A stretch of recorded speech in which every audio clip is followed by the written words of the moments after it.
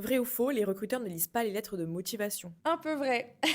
Ça dépend. On va dire que ça peut dépendre de là où vous en êtes dans votre processus de recrutement et pour quel poste ou quel stage ou quelle alternance. Il faut avoir un CV d'une page maximum. Faux non plus, un CV de 2 pages ou même 3 si les expériences sont pertinentes et en rapport avec le poste pour lequel vous postulez, c'est totalement OK d'avoir un CV de 2 pages. Changer souvent d'entreprise, c'est mal vu. Faux, tout dépend du secteur d'activité qui peut expliquer pourquoi vous changez souvent d'entreprise. C'est sûr qu'une expérience longue peut être valorisée, après aussi tout dépend de comment vous l'expliquez en entretien. La Gen Z ne veut plus travailler. Faux. Est-ce que tu rejettes un CV dès que tu vois une faute d'orthographe? Alors, je ne le rejette pas, j'attends de voir si c'est des fautes récurrentes ou si c'est vraiment une erreur de frappe. Si c'est vraiment des fautes récurrentes, voilà, je me dis que la personne n'a pas vraiment fait d'effort, même s'il peut y avoir des troubles dyslexiques ou dys en général. Aujourd'hui, on a quand même des outils qui permettent de fluidifier le texte et de corriger les fautes d'orthographe. Donc, pour moi, c'est un manque d'investissement.